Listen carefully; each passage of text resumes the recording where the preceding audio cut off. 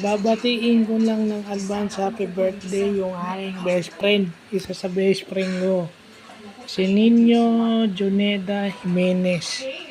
Alam ko sa October 30 pa yung birthday mo pero mauna na ako dahil baka busy ka eh. No?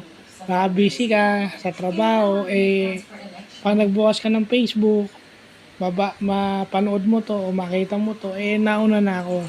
Dahil sigurado naman ako na yung ibang tropa mo na nangaalas ka sa akin nung araw, babati sa'yo.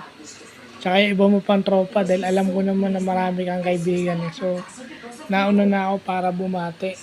At saka, yung sinasabi ko uulitin ko lang din na hindi ko dinadown yung sarili ko kapag nagsabi ako masagwa itsura o diba? Kasi, totoo yun, baka pag nilagay sa AI yung mukha ko, baka mas lalo akong pumangit.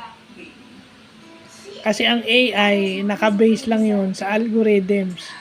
Kung ang computation ng algorithms is, syempre yung mukha ko, dahil nga may kapansanan ako, syempre, part din ng mukha ko yung apektado, diba?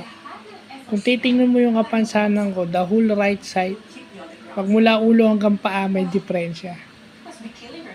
So, kung medyo banlag yung kanan ko, kasi lahat ng kanan ko is may diferensya, so kasama yun. So, hindi ako nagsisinungaling pag sinabi ko sa'yo may ganun.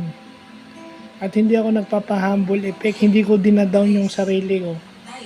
I could say it with confidence at hindi ko ikinakahiyang ganun kasi tanggap ko naman. Mas meron, may regalo ka, may pasalubong ka daw. Doon sa Jan. So yun. No, hindi ko tina-turn down yung sarili ko. Ayun lang akala nyo kasi. Hindi ko dinadown yung sarili ko. Ayoko lang makakarinig ako ng mga bagay na malayo sa katotohanan na alam ko ng bobola lang.